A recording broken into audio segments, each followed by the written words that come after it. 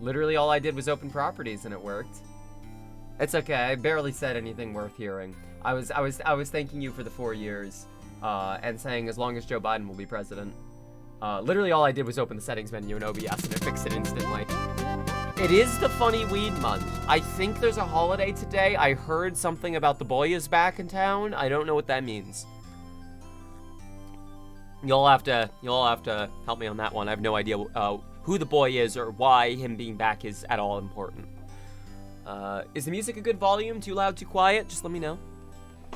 But yeah, I have been, holy shit, 4 years, dude. Jesus Christ, thank you.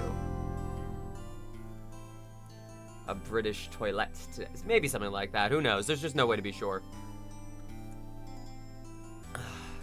I am drinking Maxwell House coffee, cheap shit that we've had for a while, that I got a discount at a Save-A-Lot, I think, with Irish cream that is actually delicious. Not Bailey's, sadly. I wish I had a tinge of alcohol in this. That would really make this more fun. But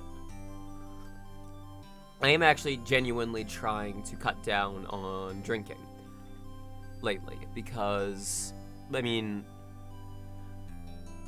I can talk about it here because it's legal recreationally in Missouri now.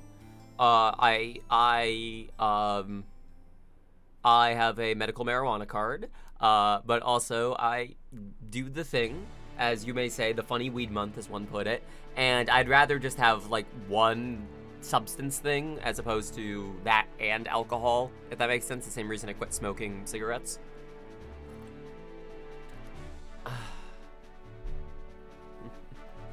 Music is good. Discount is good. Smoke the dupes. How did I celebrate 10 years of no Thatcher? Let's see, I was unaware of Thatcher as a concept until, like, the past 5 years when I've started, like, actually researching about history of relatively recent politics, which is something that you don't learn in history class, even though it is very important, for modern day. Anyways, I think probably I'll go to the graveyard and just, like, maybe have a rave in the graveyard, like, maybe on the Confederate graves that are there, just so we don't disturb any, like, important people. Yeah, the graveyard. Yeah, you get it. Knock the G off the sign. Yeah, Saju is gonna keep doing that. I will say, we have an IRL Pathfinder 2 game that we're in. It was a D&D game that has since been converted to Pathfinder 2. I play, I don't have the binder here, so I can't show you, that's alright, but I play a lizard gal pharmacist, cleric, well, not cleric, monk, mercy monk, and then now alchemist monk, named Shankar, who I drew some art of on Twitter. At some point I intend to do more art of, but her and her now husband, Austin's character, Saju, tall, buff Knoll boy bottom, I love him so much, and who kind of has issues with his family and his clan and his past. But we operate a pharmacy together, the two of us, in universe, except he keeps knocking the P off of the sign, so it is now in universe known to everyone as the Pharmacy, which I think is personally fantastic, and I'm delighted for it to continue being the Pharmacy.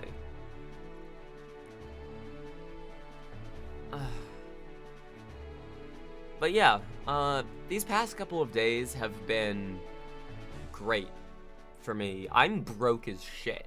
I'm not gonna sit here and complain about that. Like, I feel like everybody's broke as shit right now, because I don't know if y'all heard, but we're in a recession right now. Maybe that's what The Boy Is Back was about. Maybe that, like, Jason or I don't know, it was some Christian guy I heard of who, I think he's back today. Maybe that was what would do. Maybe it was about the recession. Maybe that was a Fed thing. Maybe the recession's gonna be fixed now by this. I don't know. It was maybe it was Catholic. Maybe, I don't know. I think he broke out of a cave. Is that what Mr. Brightside is about? A lot to think about. Now, I love you, Penny. $2 gas, please. Yeah, we're currently still chilling at $4 gas around here. Josiah? Something like that, yeah. Opposite day. Judas. Oops, Iscariot's back. Oops, all Iscariots. Can I read the Bible that's just like the flip side story of the Bible that's oops, all Iscariot? I guess it's basically just Book of Job, isn't it? Not Iscariot specifically, but kind of like, and now we get to see all the bad things that you're still supposed to, for some reason, be okay with. Although I know that Penny has opinions about that. But also, I do think that having a child have to read Book of Job in Sunday school may be a little fucked up, actually. Jesus Christ Superstars, oops, all Iscariot. I like that. I like that a lot. Hang on, this is my first time with this new recording setup, so I'm gonna set my chair a little higher so I'm more in frame. Might as well use the frame if I have it. It is fucking ridiculous out. Like, we were at damn near snow temperatures. We had hail less than a week ago, and then now it's like 90 degrees out. It's stupid. Hey, babe. Hey, Ace. Book of Joe, Cup of Joe, anything is, anyone. Also, Job. J-O-B. Job got jobbed pretty hard in that one. Why are we talking about this? I feel like, you know what it is? Orthodox Easter is tomorrow. I should have done this stream tomorrow, because then that would have been a holiday we could have done. That would have been appropriate to talk about that. Yeah, I forgot about that. So yeah, maybe we'll do another stream tomorrow. Thank you. I love this mug so much. I got this from, if memory serves, Yeti, but it's my Splatoon 90s cup. You get it, the jazz cup design. This is nostalgic as fuck to me, even though I am a Zoomer. Well, I'm a cusper, I suppose. I'm somewhere between. Like, I feel like I'm such a Zoomer and meant. Wow. Shit, thank you, Draco. That helps a ton. It really genuinely helps a lot. Like, we can get gas and we can get some amenities that we've been missing for a moment now. Thank you. Oh, holy shit. Goddamn. Thank you. Very fresh. And, yeah, thank you, really. Fuck. Now, happy Easter. I got paid Thursday and I don't spend money on myself, so enjoy.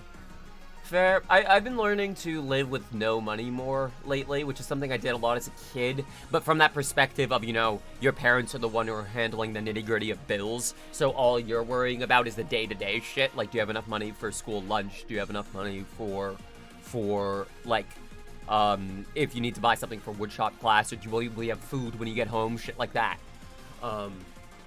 And, like, I got used to kind of dealing with that. Used to living with no money. I ate ramen basically every day from, like, 10 to 16. Until things started turning financially a little better for my family.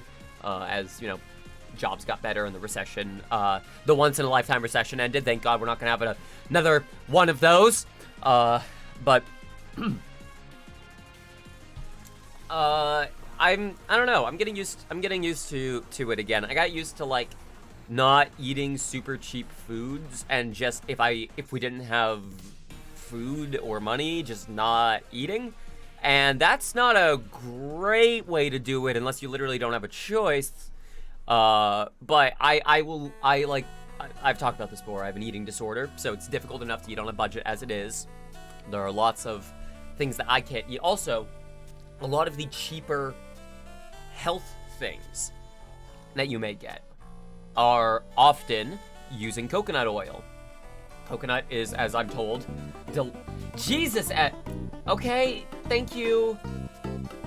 Weird number, I know, I just wanted to spend 40 euros. Is that euros? It looks so compressed in that font. I think that's euros. Thank you. Fuck. Oh, God, y'all are really making a difference. Yes, it is euros. Thank you. Fuck. I will, like... Things are going to be a lot easier today. And the next couple of days, actually. Thank you all a lot. Eric, thanks. Seriously. Yeah, what was I on about? living without money, rent, food. Oh, I've talked about this before. I have an eating disorder. Coconut oil. That's it. Coconut oil. I am allergic to coconut. So coconut oil is often used as either an additive in a lot of things that are supposed to be healthier versions where there's less butter or less sugar or what have you, or in alternatives to dairy, which I'm also lactose intolerant. I say drinking coffee with Irish cream. Hey, Harley. And yeah, I am allergic to coconut, so that makes a lot of the cheaper, healthier versions of food that exist just a no-go for me. And then you add on top of that Crohn's disease, and that's where you get all the other shit. Is like, I have so much, like, there's barely shit I can eat. It is easier to describe the eating disorders I don't have than the ones I do have, because I also have pica, or at least did more as a kid. It's not been as much of a problem lately, considering the not being able to eat sort of superseded wanting to eat all of the erasers and little plastic figurines on my desk. Yeah, Duke, you sound like you might be aware. I won't pry, obviously, but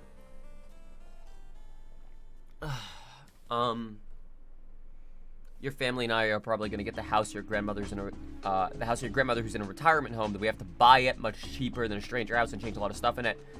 But you get your own Oh, is it like a duplex sort of situation, or are you going to like retroactively do that? Because that's also what I have some family friends looking into doing, and I think that's a pretty good way forward for. There are a lot of multi-family or very tight-knit, smaller family groups, like groups of people that have accepted the bullshit reality that they should not have to accept, because this should not have been thrust upon them, of the option of you all getting your own houses and your own addresses and places rather than renting for the rest of your life is impossible these days. The housing market is so difficult. It is money is not available. People's houses are being foreclosed all the time. It's not feasible right now. So there's a lot of people who are looking into the idea of like getting a single slightly larger house, and then like you're planning, divvying it up for like, okay, this will be where grandparents or this side of the family's part of the house is, and then over here will be, this is where our side of the house is, because that still gives you more privacy, while also having the practical reality of all of you being under one roof and being able to do shit for each other if need be. And also, fewer bills because you have fewer actual land and addresses to deal with. It's really bad, yeah. Did the Final Fantasy XIV housing market have like an internal collapse like that? That's incredible. But yeah, I know people were looking into doing a very, very similar thing right now. Lately, thankfully, we've been able to be as loud as we want in the apartment, and because our downstairs neighbors moved out, which is such a relief because the dog that they had who barked all day and all night is gone. He was such a sweetheart, but he was just so nervous constantly, and he was constantly barking. But I've been able to get good sleep for lately because they have moved out. So I feel a little bad because I did like them, and I do like them still. As people, but yeah, it's so much better now. I actually can just say that is the thing, Ozzy. Also, thanks to Drago, hang on, I gotta gesture correctly. Thanks to Drago and L, right here, we're gonna be okay, financially for a bit. Hi, Ozzy, you can take a look. Yeah, we're yeah, yeah, it really does. I want to talk about that a little bit, actually. Something that kind of helped me sort of process the fact that I'm okay with taking donations from y'all like this is because I don't have a Patreon, and because I think it's actually, look, the reason, yeah, exactly. The reason I need more, the reason I need to not have a Patreon. Sorry, hang on, backing up. The reason I don't have a Patreon in the first place anymore is not just because I, with my health, am incapable of sticking to a very rigid schedule, but also, inexplicably, Patreon banned me. I still don't know why. This was before I started doing not safe for work stuff, so it wasn't anything to do with that. I was able to recover my account, but they said if I wanted to reopen, like, my page, I would have to provide them more information, which included my full social security number. And, nah, fuck that, actually. I'm not gonna give the weird, VCs, working at who are funding Patreon, my social security information, actually. Fuck off.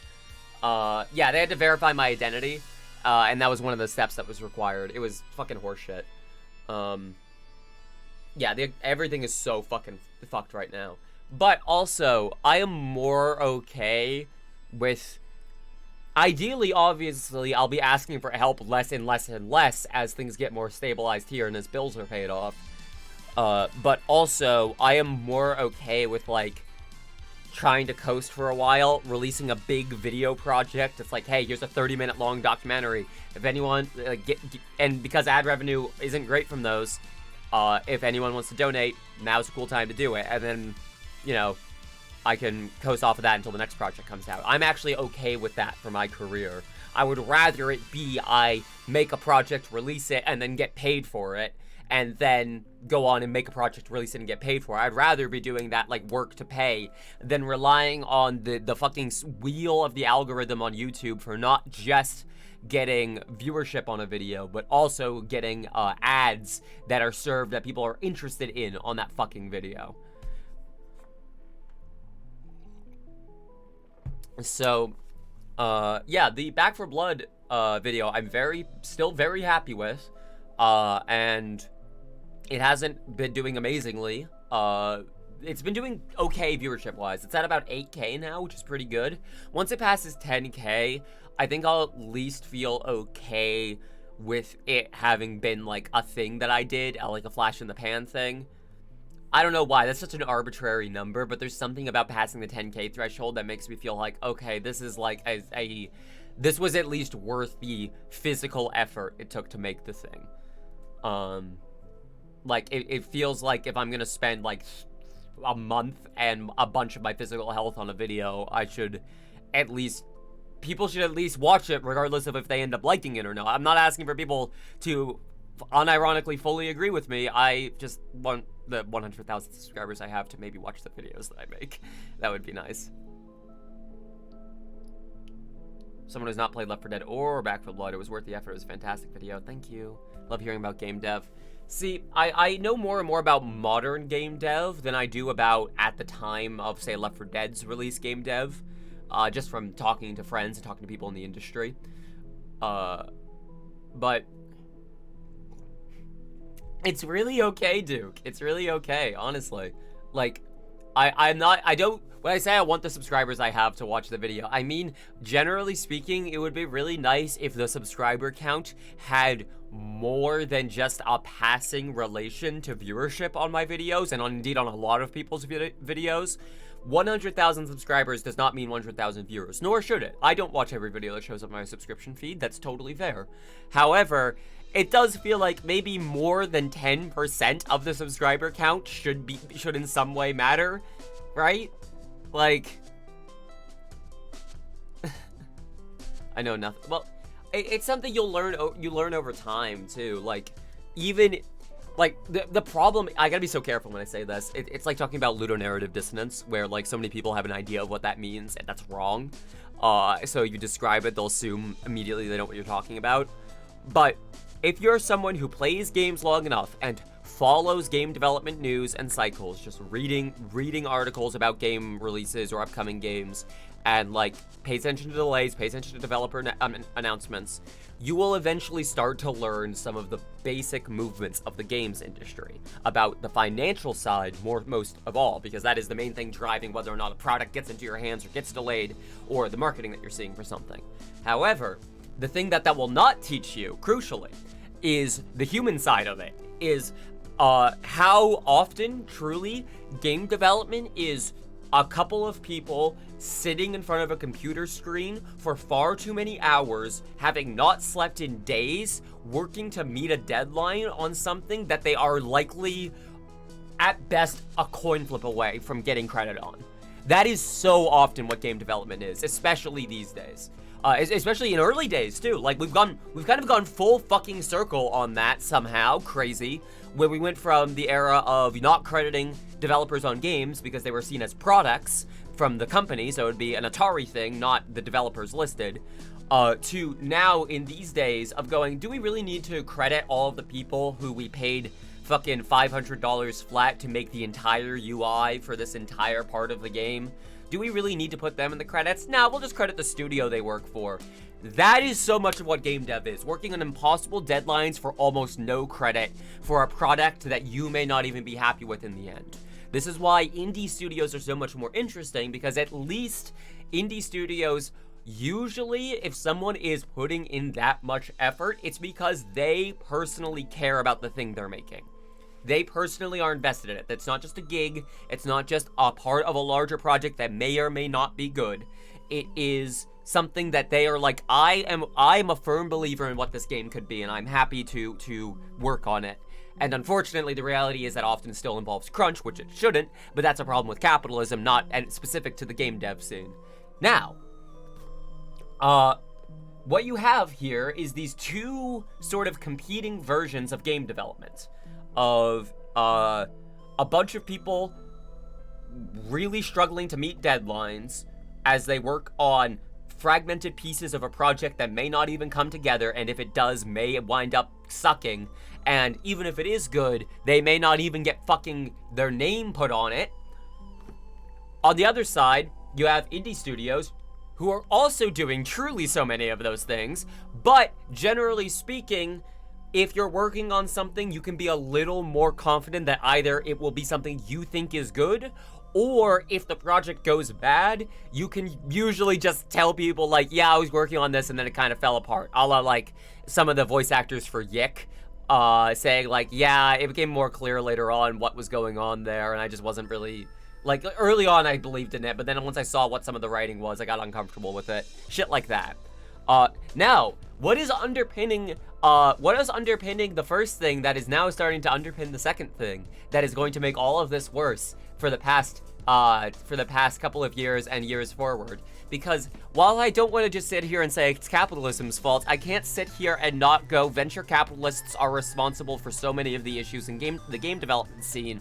And, the problem is there is also truly so many fucking weird white dudes in the game scene who are really bro-y and really like having alcohol and really are not cool people to work with, among a lot of other really shitty, horrible, problematic people within the game space. But all of that is very immediate, very pressing, takes up a lot of your fucking brain space to talk about and to discuss and to try and improve in the games industry, which allows in the background the second thing that's happening, which is venture capitalists going, what if we start trying to capture that indie prestige aesthetic? What if we just quietly send a fuck ton of money the way of indie projects that we think are really gonna meet a certain quota we're looking for? And then we can just, if the project succeeds, then we'll buy the company, and then we'll make it our own thing and go look at the success story. Anyways, Stray is a good game.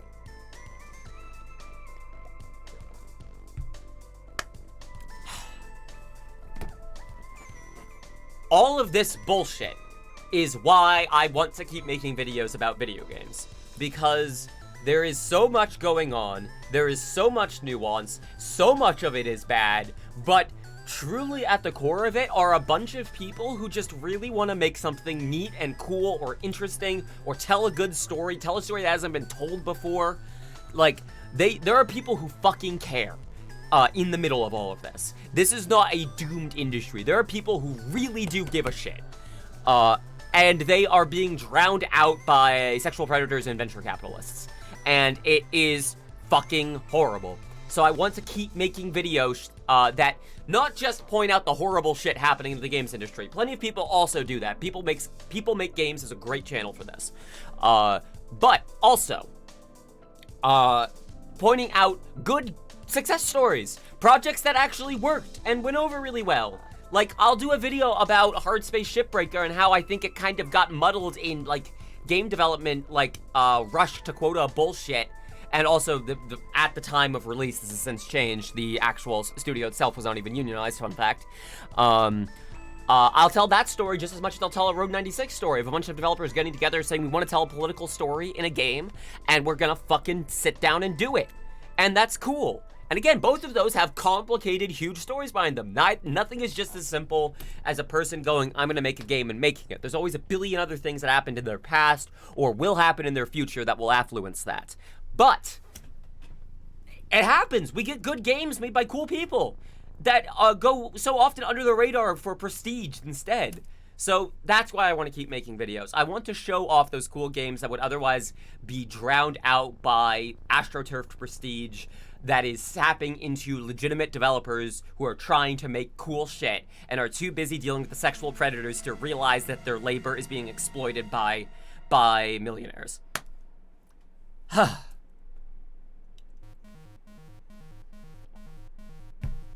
I'm done with my coffee and my rant. But I'm happy to talk about it too. Like, we can keep talking. New Blood Games. That's the Wolfenstein people, correct? Or am I misunderstanding that? Dusk, sorry. Yes, no, sorry. I got that mixed up in my head. Dusk is, as far as I know, there's always an asterisk on this shit. We can find out years later, blah, blah, blah. Dusk is... Wait, hang on. Dusk and Ultra Kill are from the same studios? Or, like, is it the same parent studio? Because that's legitimately cool. Lancer publisher. Okay, yeah. If they're just publishing, like build engine aesthetic style games from developers who are just trying to make cool things that capture that energy, fuck yeah. That rules. That is so cool. That is a studio that cares about the specific type of game, just trying to help that kind of game exist. That is, in theory, what capitalism is supposed to be good at, is when people like a thing, they can put money into it to see more of it. In practice, that's not at all how it works, but it is nice to see an occasional success among the sea of failures. Dusk was fucking cool. I've yet to play Ultra Kill because of photosensitivity.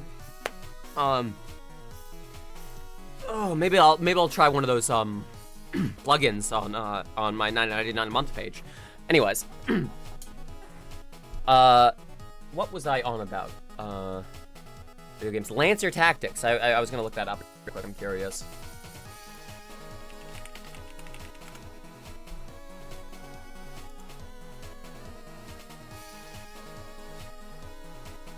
Oh.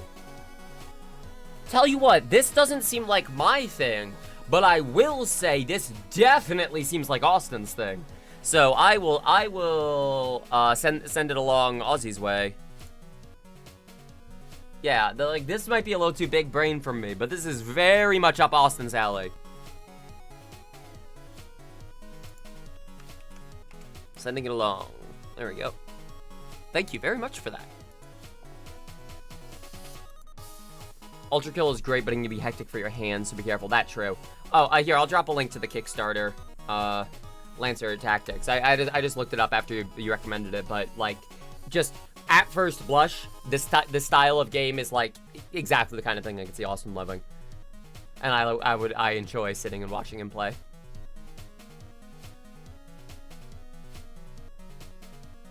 Yeah, and I love Gears Tactics also. I think part of what makes Gears Tactics specifically work for me, though, is I really, really appreciate the visual language of that game. Fuck, maybe I should make a video about that. Oh, man. Am I gonna make a video because that's the visual language of Gears Tactics?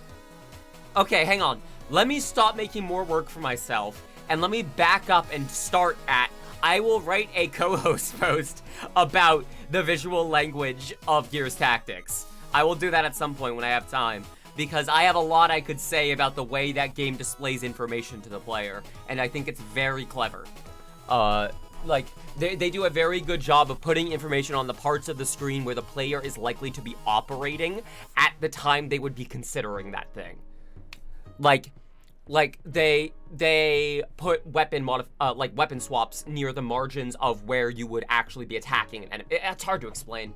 Again, it would make more sense to write out with visuals to explain. This is like how when I try to explain why I like the cinematography of the Batman so much, it basically just sounds like I like it because the lenses are broken, but there's so much more going on there that that's why I write blog posts about it instead. I gotta admit, I've actually thought about. I want to hear y'all's opinion about this, if any of you have opinions about it. I've thought about starting a Substack, just because I've seen people talking about it as a good, like, blog, like, just being able to write things and send it out without having to spend money platform. Is that something that I should be considering? Because I kind of like co-host is the thing. I like how casual co-host is. I like that I can write, like, nuanced, long, analysis of media on there, and also shit posts about the Butterfingers gamer girl bondage ad. Jesus Christ. Advertising's a hell of a drug.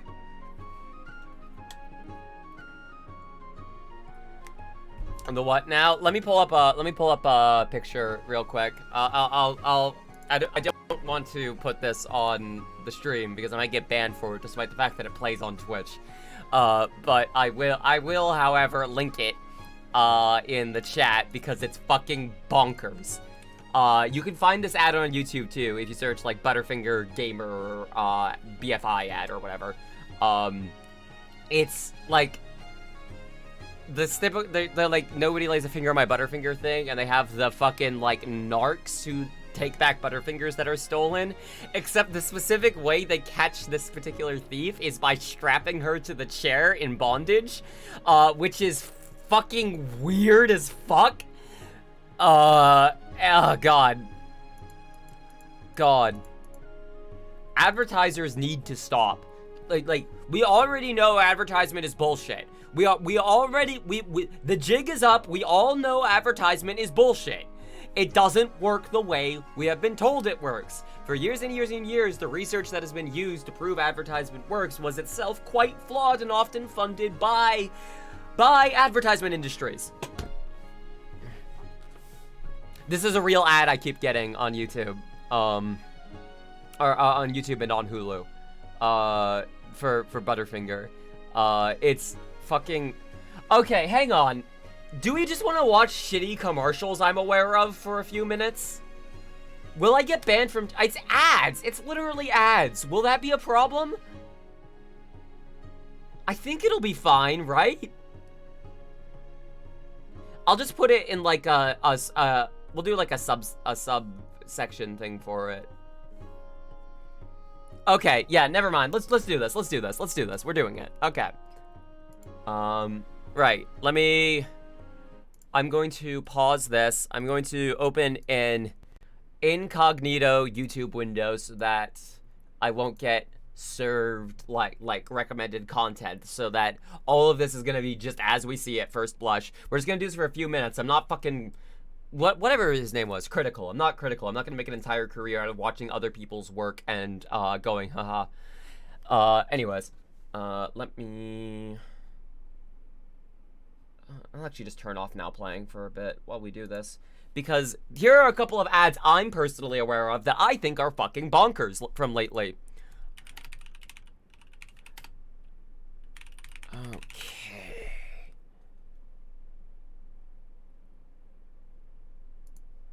Okay, let's start with a classic. You've probably seen this one before, because it's fucking, it's again, like, a plot twist of an ad. Let me screen share this. Critical didn't fall off. It's just he was already off, and all of us didn't notice that we were off to go and watch him until we were like, whoa, wait, hang on, this feels off as fuck. And you look around and go, oh, have we been off this whole time? And then we all left, and Critical stayed off. That's what happened. Video, let's do...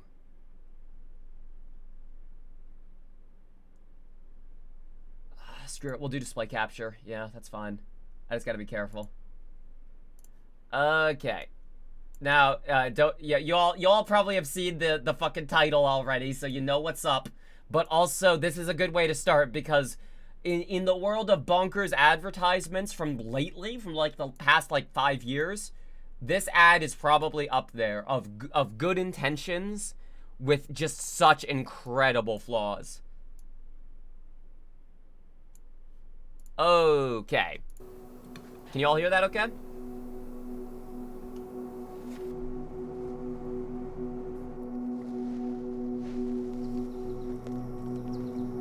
I think if you look around at so many of the technologies that are available today, there's so many brilliant female minds that are behind it. Okay, hang on, sorry. I do have to address real quick. The fact that there is a box labeled sinkhole research here is all well and good, and these are purportedly real locations that they're filming in of real people. But also, I would like to point out, the box of sinkhole research that is too tall for this young woman to actually reach. And like, someone please help her. Someone please, look, don't stop giving her fucking board games for advertisements and get this woman a shelf. Get this woman an office, Jesus Christ. And female minds that are behind it. A lot of times when people think about our worlds, you think that all the knowledge has already been acquired, or how can you further it? But that's when inventors come into play. They constantly push the boundaries of what we think is possible. When facts meet opinion, that's when you get truth. It's important to imagine things that don't exist yet because you see the possibility for things to happen. You kind of let your brain be free. These are literally teenagers. Who knows, maybe you can actually make it something real. But back this in the isn't old the days, issue. women were in the kitchen, women looked pretty on the stage, but now women and girls are building things. So I thought, why not I be the change that I want to see in the world? No, I'm having trouble telling from her accent. I believe that's Irish, not Scottish. But shoutouts to the Irish girl who so quickly immediately jumped to, well, the problem's the patriarchy. Like, she's right, and I'm just glad she immediately went there. My name's Ava, I'm 16, and I'm from Ireland. I'm working on an invention that detects the amount of harmful dyes in soft drinks and sweets. No, it's not. My name is Gitanjali. I'm 13 years old, and my invention helps detect lead in drinking water. Cool shit. Good shit. My name is Sophia. Cool. I'm 16 years old, and I'm working on an invention to detect sinkholes before they collapse. Cool. Good shit. Legit cool shit. What's this? Hope you get there, Eva. I don't really know.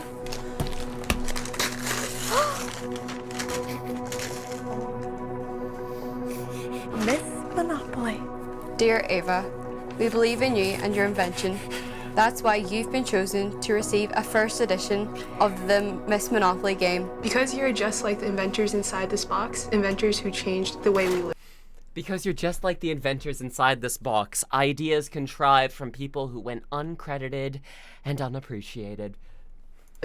We hope that you have fun playing the game and learn about the women who were once just like you. In every Monopoly box, there's $20,580 in Monopoly money. When you're playing the game, part of the fun is wishing it was real. This time for you, it is $20,580 cool. in real money. Legitimately cool. Wait, actually cool. $20,000,580 But also, in real money. Jesus Use Christ. this to help bring this invention or any future invention to life. Go, girl, be who you are and bring this world some change. Monopoly. Okay, again, legitimately cool thing. Here's some money for young women in STEM. Cool. To package it all around, not just, by the way, Ms. Monopoly. You're just like the woman on this box, Ms. Monopoly. Stolen from a socialist woman who created Monopoly as a parody of capitalism. They also acknowledge in the writing, while part of the fun of Monopoly is wishing the money was real. That was the point. It was commentary. About how accruing that much wealth is completely pointless, and the fact that you can do it so easily within the rules of the game is itself the joke. There's more ads. This is probably the most common one of the ones I'm about to show you. But I've got more. Now, I'm gonna switch the IRL scene while I go through this so I can be sure I find it. But now let's see.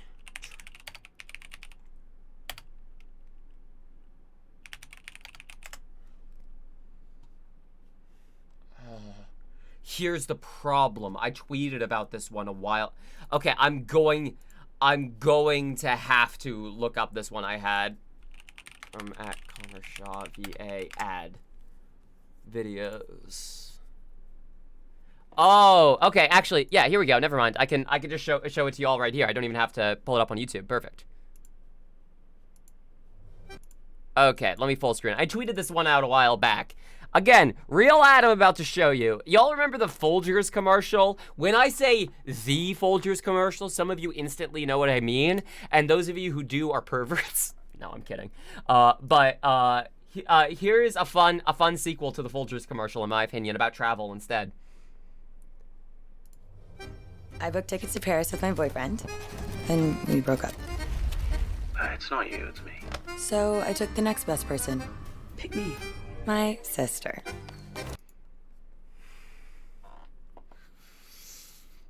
Okay. Already bad. Already bad, but potentially benign. They have officially jumped. They have jumped off of the diving board, and now we're gonna see if they stick the landing. Okay? We're gonna see if they stick the landing now, alright? Sure. But I'll again remind you real quick. Boyfriend dumps her, she takes her sister instead. Not you, it's me. So I took the next best person. Pick me. My sister. Sure, we were the only sisters on that romantic cruise, but it's not like my ex would have packed an umbrella. And as we sailed along the Seine, I thought, my sister is the best boyfriend I've never had. One app over. Your sister is what now?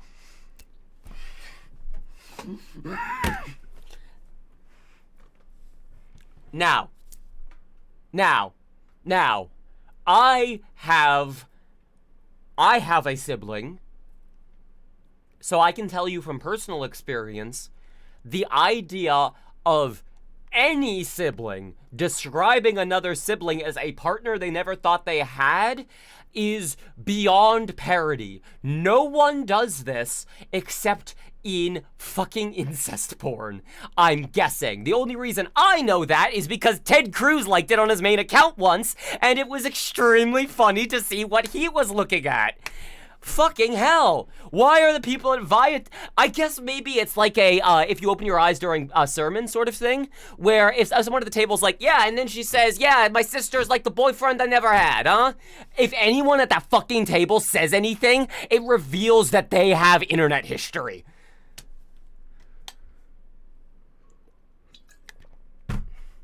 Who approved this? Let's find out, actually. Let's go take a quick detour. I'm gonna go to IRL scene. I'm gonna look up the Viator ad campaign company. This is what I do for a living, is research. Let me get some tunes going. Okay, Viator ad campaign company. Viator. Fig as creative AOR. Adds Fig as creative AOR. Fig?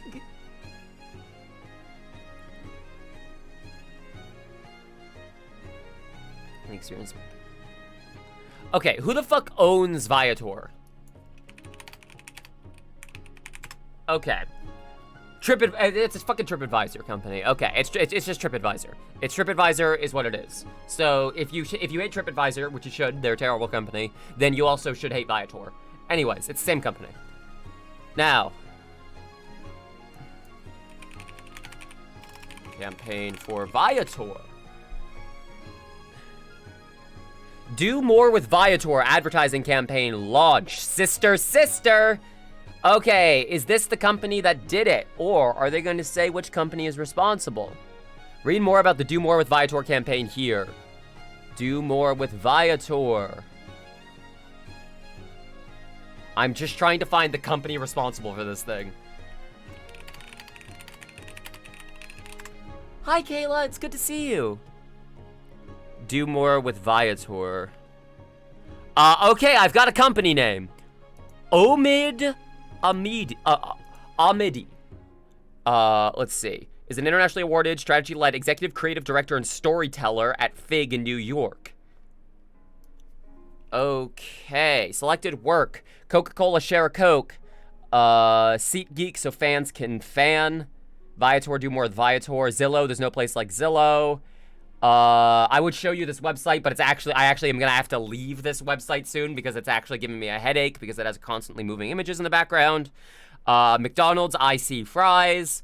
This company, this group has done truly so much. Now, it seems to mostly be from this one guy, or at least he's the one who's taking credit for it. Omid Amidi. I'm going to his LinkedIn. Or Amadi, more likely. Omid Amadi. Young Guns International. Okay, so FIG. Is this the FIG? No, so FIG is the company. All right, so FIG is the company. All right, are you all ready to hear what FIG is up to? You ready for this? Hi, we're FIG. Thanks for stopping by.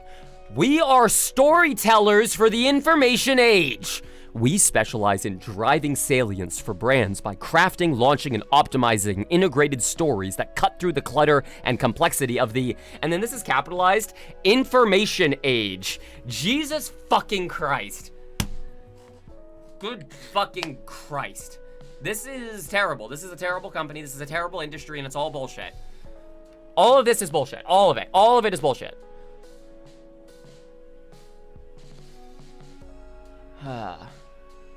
So, who owns FIG Ad Agency?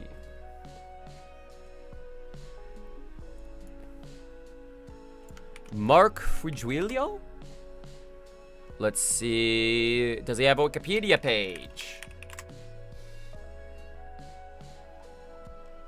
He seems to just be a... Guys, holy shit. You're not gonna believe this. Holy shit.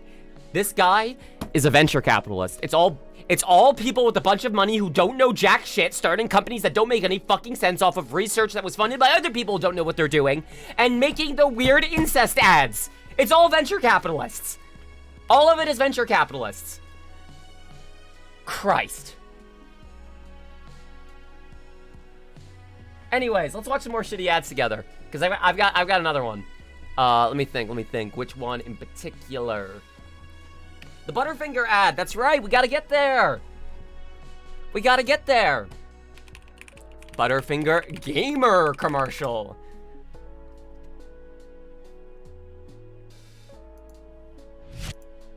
Okay, let me be sure this is the right one. Yes, it is. Are you ready for the Butterfinger gamer girl bondage commercial?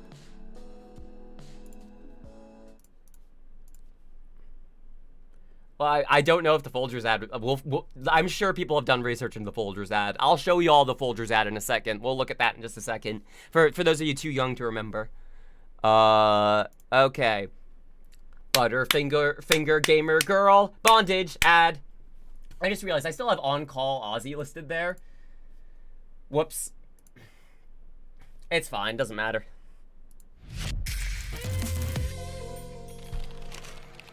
Is someone trying to steal your Butterfinger? Call the BFI. Game over. No one lays a finger on your Butterfinger. Okay. Now, if you're going, oh, come on, Sherry, that's not that bad. I will spare you the comment section because inexplicably the comments are not disabled on this video.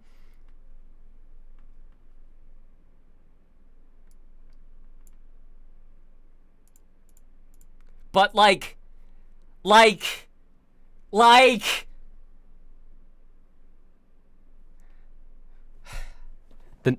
candy narcs are here to fucking tie you up in shitty CG bondage. I think maybe just hers is the thing. Okay, hang on. Let's try to ascribe this pen, this little like trigger device that he has. Let's try to like pin its function. So it has a green light. Oh, and then this is another.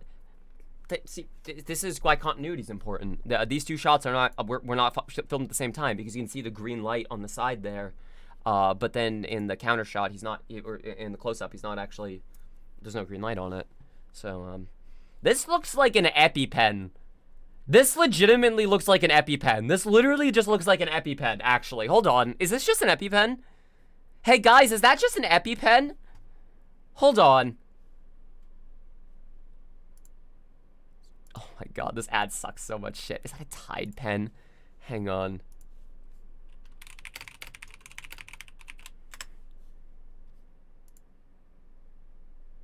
No, okay, maybe not then. Laundry pen. Maybe not Tide specifically, but... Holy shit. Holy shit. It might actually just be a Kit Bash laundry pen.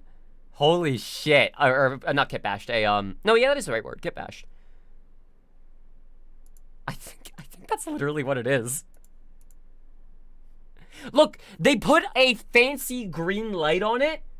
Like a CG, like sci-fi green light on this thing. Game over. That they don't even bother actually showcasing in the shot at all. This is just a poorly made commercial.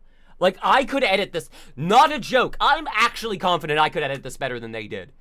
I am confident enough in my ability to edit to have done a better job than, with this 15-second bullshit bondage ad than the company responsible. Are you sure it's not just a reflection? It seems pretty fucking deliberate.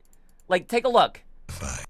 Look, see? No, it's definitely a light. It's definitely a light. See? It moves with the thing. It's definitely a light. Yeah, see? It looks like... I don't have it anymore, but it looks like the 12th Doctor's... Yeah, actually, that is kind of what it looks like. Hang on.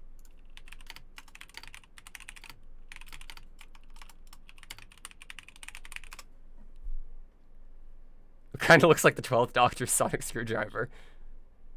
This one.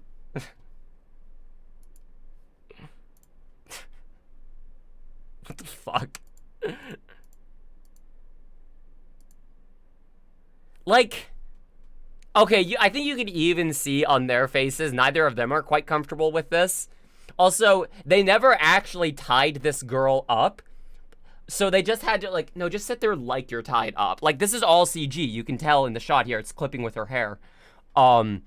So, like, I think maybe someone on set, or maybe in the props department, acknowledged, like, hey, this seems really weird and horny.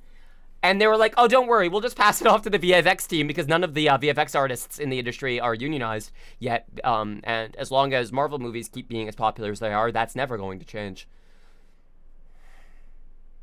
Is this the most companies are shit stream? This is the idea of company is shit stream. Anyways. I also, okay, while we're making fun of this ad, let's try to address what they're playing. Okay. Does anyone recognize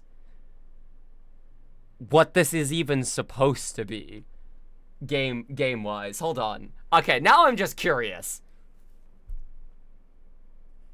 See, I'm pretty sure... Do you see my mouse on screen? Yes, you do. I'm pretty sure this guy is straight up just playing Counter-Strike.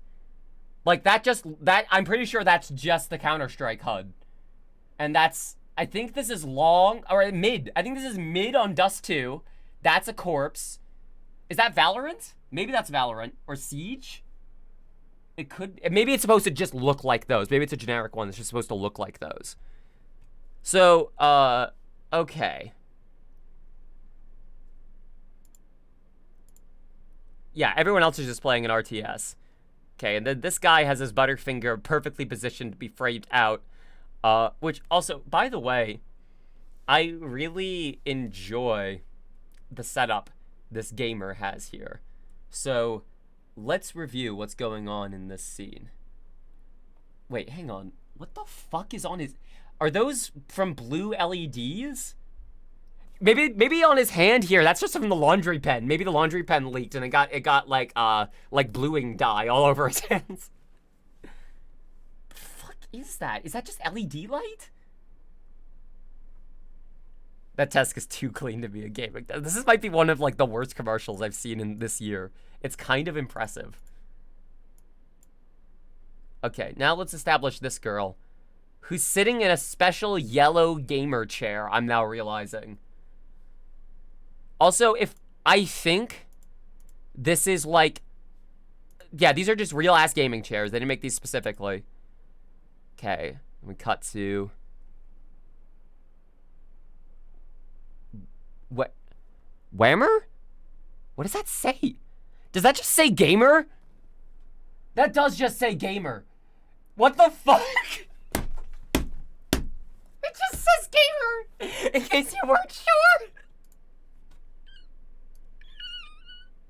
Oh, I got the wrong thing. Hang on. Transform. It's a transform. I gotta get the display capture so I can zoom. Computer zoom and enhance on gamer.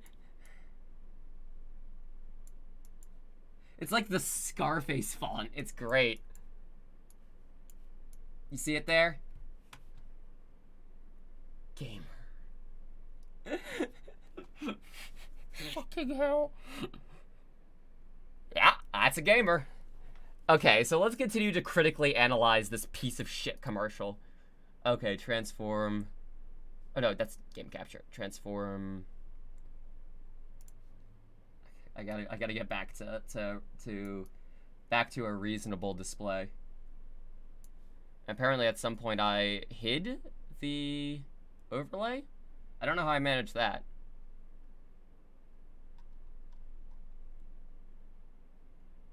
Where's my overlay?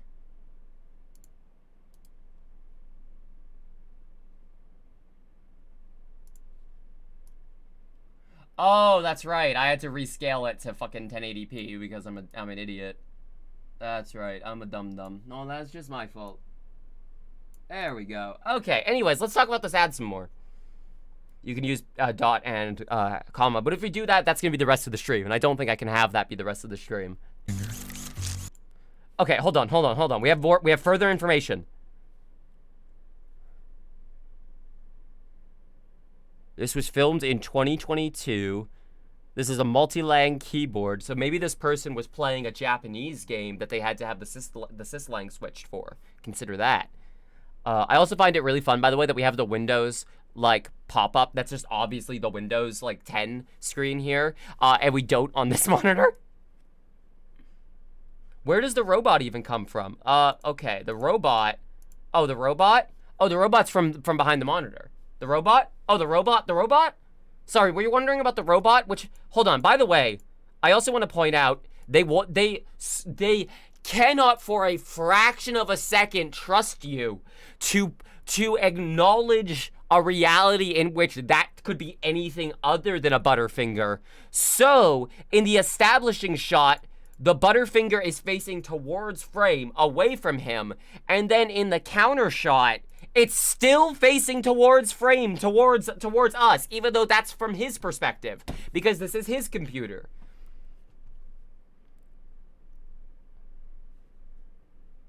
Anyways. Yeah, they can't trust the audience to acknowledge the yellow stick on the table is a Butterfinger unless they are constantly reminded of it. You got the Butterfinger. Fucking proud of yourself? You fucking thief? You thief? You fucking happy about yourself? I'm not even concerned about the physics of the robot arm. That's just like suspension of disbelief commercial bullshit. I'm not so concerned about that as I am about the actual production side of this.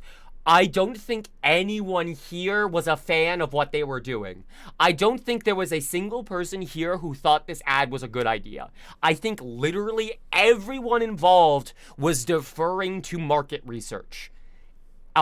Source. When did this ad start airing?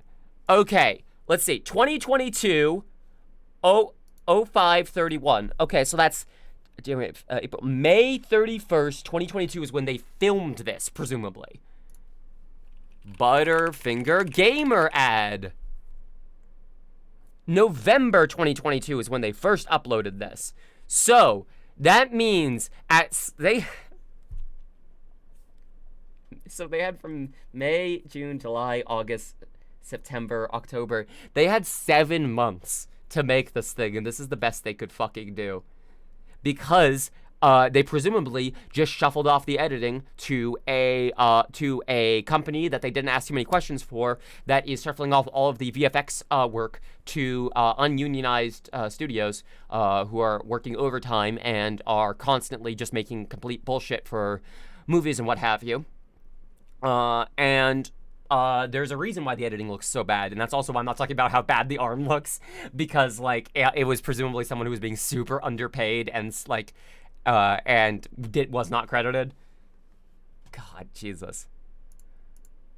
Okay, so she gets her fucking Butterfinger. I hope she's proud of herself. Okay, so what the fuck were the BFI agents playing? This is very important to me. What the fuck were the BFI agents playing? This is clearly a YouTube video.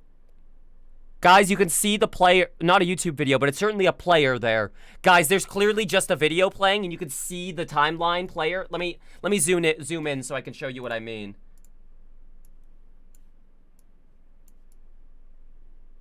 On the left over here, you can see the play controls and the player here. This guy was hanging out around the kids gaming section to watch YouTube videos of other people playing esports and to tie up women. I do think this man should be in jail. I am a prison abolitionist except for him.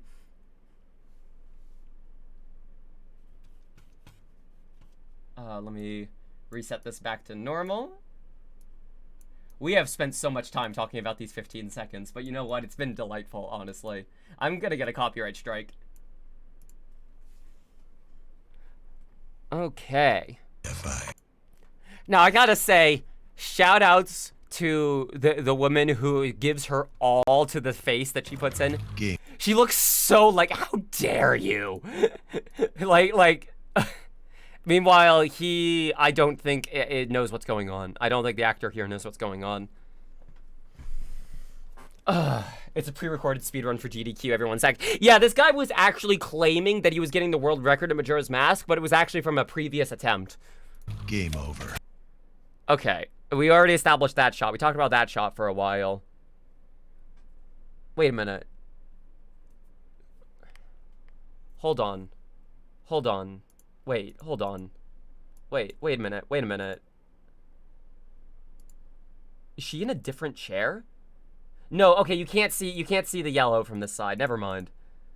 Okay, and then the fucking, at a different frame rate of the actual footage, straps come out to tie down this poor girl, that say BFI on them. I'm not gonna hold on these shots too long, because that would be legitimately creepy. And then, again, doesn't look like he knows what's going on in the slightest. Comes over to re-deliver the stolen Butterfinger from behind him? Wait a minute. Hold on.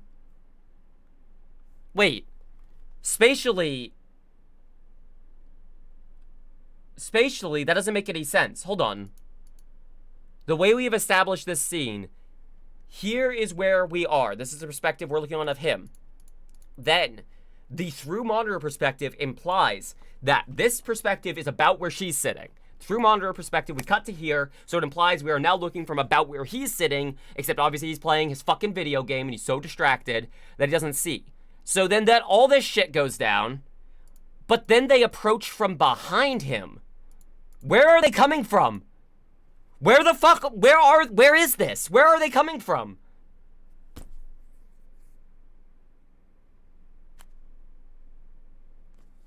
Also, another thing I just noticed that I would like to address about the advertisement agency and beauty standards.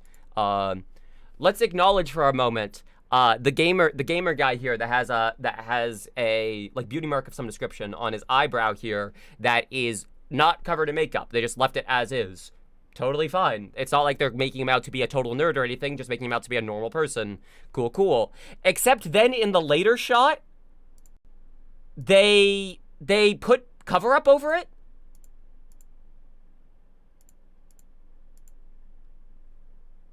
Like, at some point they went, okay, no, we can't actually have you look too normal, because it is still television. So we're just gonna put a little, wait, they're still behind. They're not behind him, they're behind her.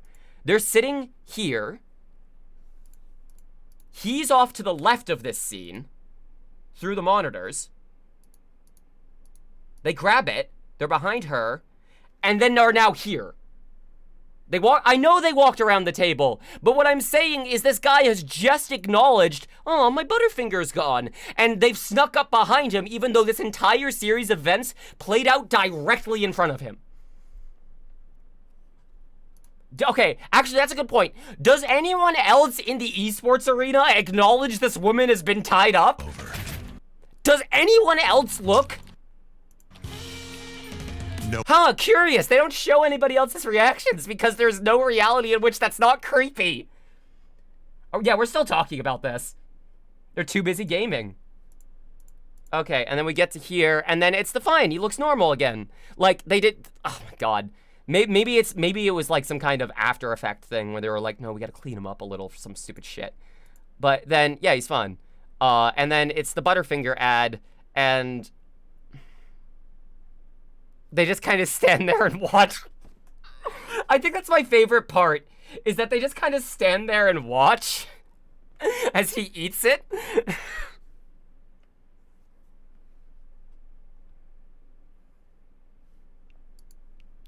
So, okay, what a bonkers fucking concept, and what a bonkers fucking ad. Jesus Christ. The anxiety medication one sent me through the... I'm not going to talk about that because there's a lot of shit going on there. And it would get into, like, some really heavy territory. You checked out for a while. Yeah, we're still talking about this. Okay, but we're done talking about it now because I did promise you all the Folgers commercial. Wow, I didn't even have to specify. It knew. Again, this is incognito. It's not even using my fucking, like, search history. It knows. Yeah, that's it. The ad just ends with her tied up. Anyways, this is the Folgers commercial. I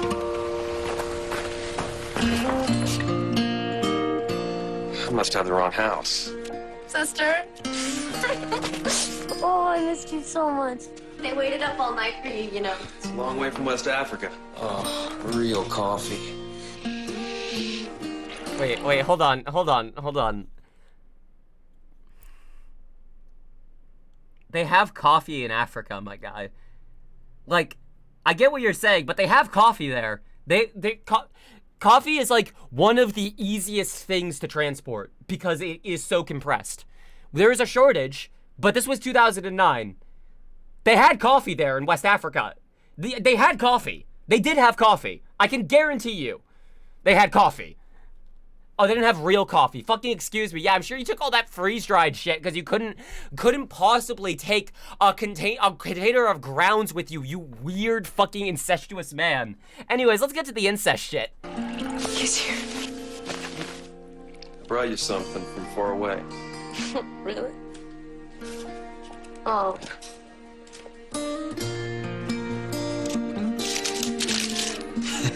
What are you doing? You're my present this year. The best part of waking up is Folgers in your cup.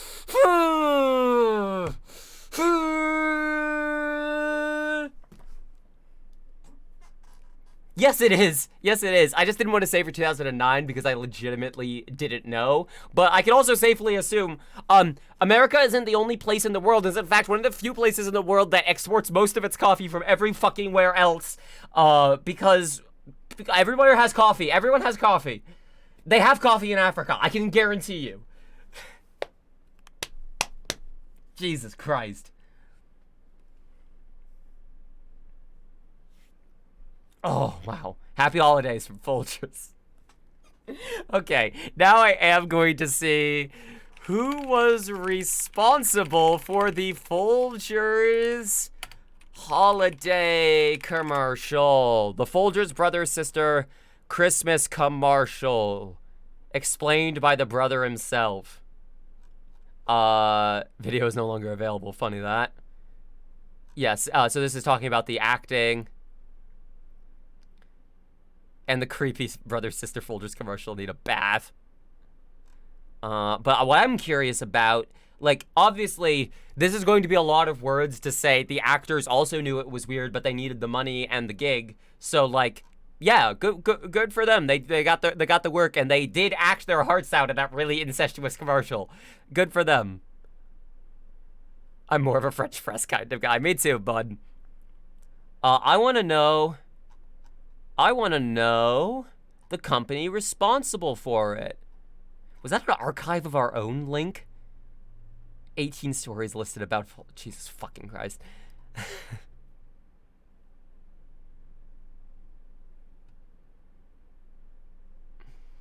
Hang on. I want to know the company responsible for it.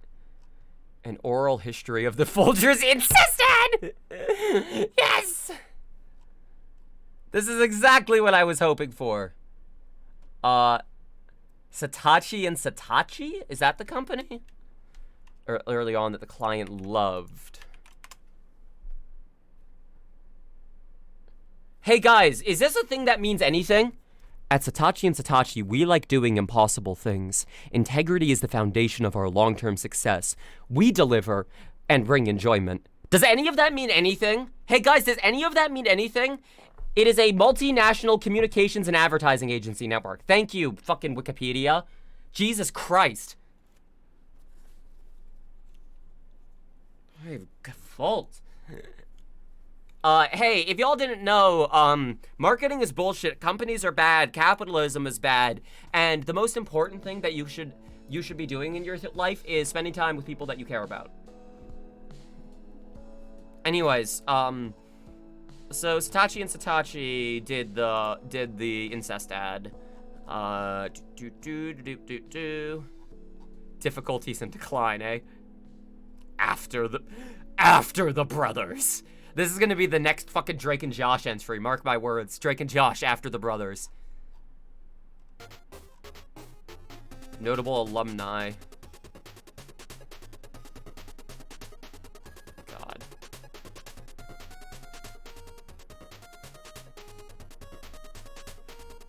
I'm not even going to pretend I know what's going on here.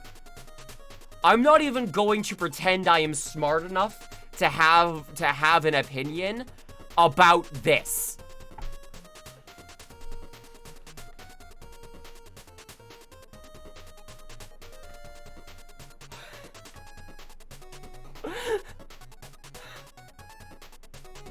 Man. Whew. There's a lot going on here. There is so much going on here. Jesus Christ. Okay, I'm going to Control F on this page for Folgers. Ah, interesting. Does Wikipedia have an entry for the Folgers commercial? Guys!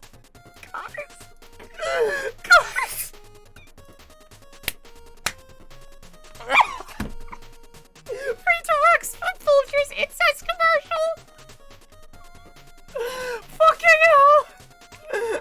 I love Wikipedia. Oh my god. I'm getting a screenshot of that. That'll be the end of stream. That'll be the end of stream. Fucking image. Holy shit. That's so good. Redirects from Folgers incest ad. Uh-huh. Comment referred to by unofficial. You really don't need to say unofficial. Excessive number of citations. Please consider removing references to unnecessary or disreputable sources, merging citations where possible, if necessary, flagging the content for deletion. Okay.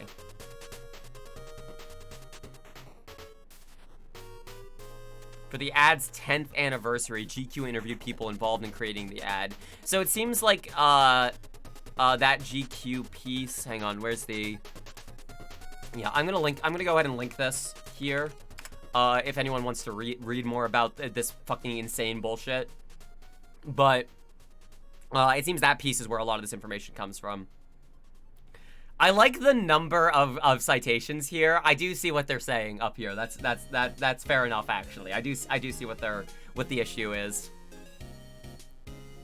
Okay. Infamous, after many viewers perceived the brother-sister main characters were either engaged in or desired an incestuous relationship. Okay, written by Doug Pippin. Okay, Doug Pippin. Who the fuck is you? SVP Creative Director for Satachi. Yeah, so it is Satachi and Satachi. Let's see what else he's done. Oh, is he dead? Is he dead? Or is that a different Doug Pippin?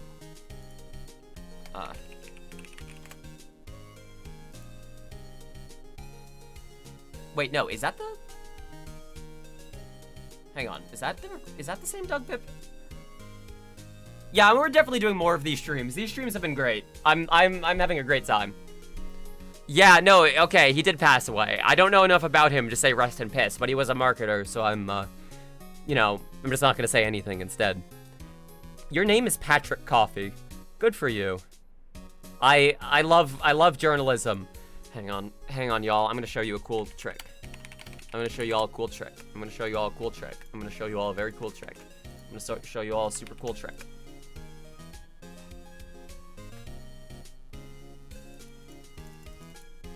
Okay, y'all, I'm gonna show you a second, even cooler trick. Are you ready for this? I'm gonna show you an even cooler trick.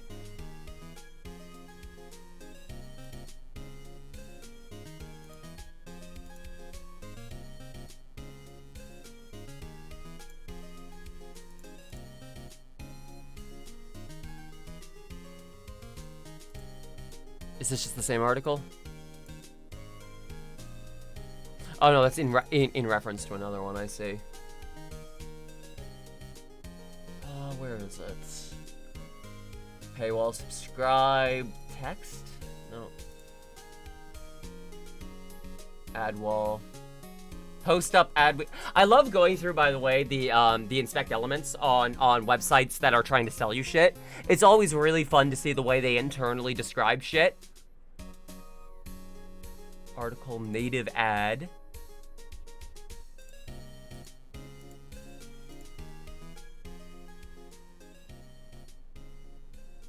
I'm learning so many tricks today.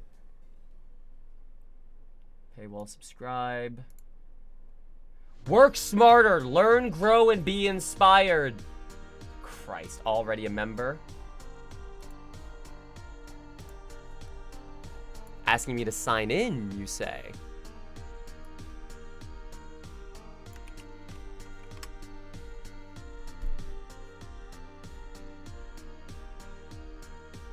What? Your sites feature HTML here. Okay, so that was clearly the wrong thing. Adweek, no, I misread that. This is the problem with knowing code but being dyslexic. Give me just the fucking text of the article, please. It's gonna be buried somewhere in here. I just gotta find it. Recommended content. Script defer. Adweek, Adweek, Adweek. I just want the actual body of the article. That's what I'm trying to find. But the problem is they make it actively difficult to find. This ain't hacking. This is just inspect element. You can do this shit at home, easy. One's called, and then non-paywall. Ah, hang on. Paywall. This is the text here. Then it cuts off here. And then this is where it cuts off. So.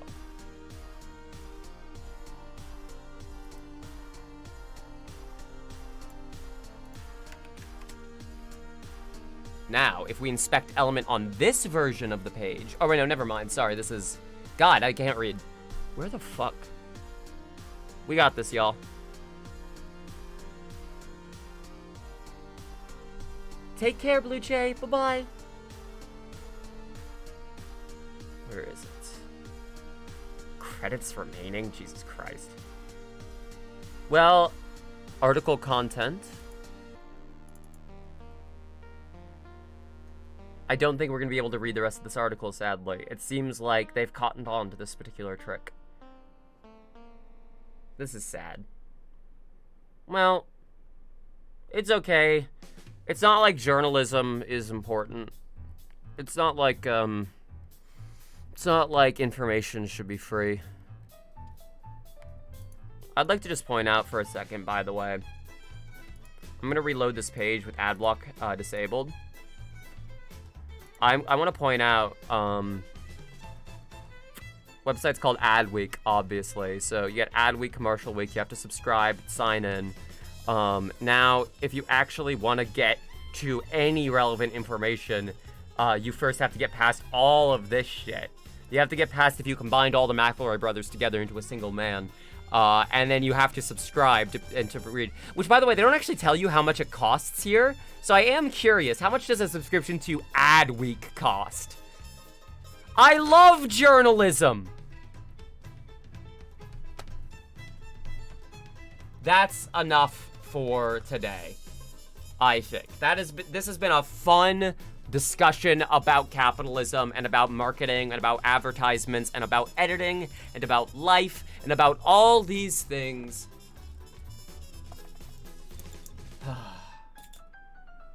Thank you all so much for listening to me ramble. Why subscribe to Adweek when you can subscribe to Connor-Sheri? I'll tell you all the information. The guy who made the Folgers ad was probably a piece of shit, and I'm glad he's dead. I hope everyone has a great day and takes it easy. Thank you so much for the donations. You really made a difference in my life today.